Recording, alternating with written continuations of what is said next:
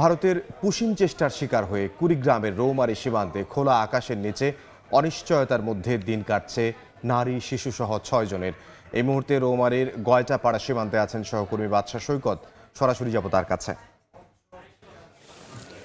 রৌমারীর গয়টাপাড়া সীমান্তে আমার ঠিক পিছনে অসংখ্য নারী পুরুষ এবং শিশু রয়েছে। তারা এসেছে মূলত এই গয়টাপাড়া সীমান্ত দিয়ে যে 5 জন পুশিনের শিকার হয়েছে সেই 5 জনকে দেখার জন্য। কারণ হলো যখন তারা জানতে পেরেছে যে এই 5 জনের মধ্যে 2 জন শিশু রয়েছে এবং এক শিশুর বয়স মাত্র 6 মাস এবং তার চেয়ে বড় আরেকজন, এবং এই 2 শিশুর বাবা মা সহ এখানে 3 জন যুবক রয়েছে, মোট 6 জন রয়েছে। এই 6 জনের যে অমানবিক জীবনযাপন এটি দেখার জন্য কিন্তু সকাল থেকেই অনেক নারী পুরুষ আসছেন, এবং যেটি আমরা দেখেছি যে অনেকেই হাতে করে বিস্কিট বা অন্য কোনো খাবার নিয়ে আসছেন, শুকনো খাবার, যেটি তাদেরকে দেওয়ার চেষ্টা করছেন।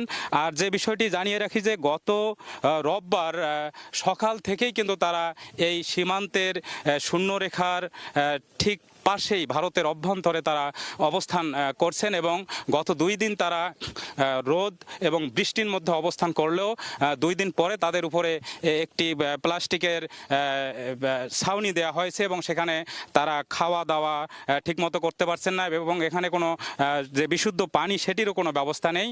শুধু বিএসএফ তাদের কি খাবার দিচ্ছে সেটিও এখান থেকে ভাবে বোঝা যাচ্ছে না। এভাবেই কিন্তু তারা জীবন ধারণ করছেন।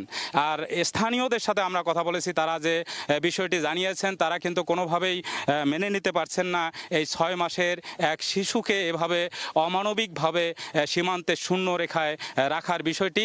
তারা বারবার যে কথাটি বলছেন যে আসলে তারা যদি কোনো দেশের নাগরিক হয়ে থাকে তাহলে সঠিক নিয়ম মাফিক আইন মাফিক কিন্তু সেই নাগরিকদেরকে কিন্তু এখানে নিয়ে এসে তাদেরকে আইনিভাবে তাদেরকে সেই দেশে ফেরত দেওয়া হোক।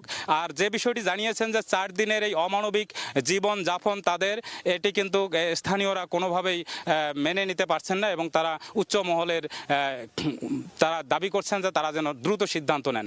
এই ছিল কুড়িগ্রামের গয়টাপাড়ার সর্বশেষ। কুড়িগ্রাম থেকে সহকর্মী বাদশা সৈকত।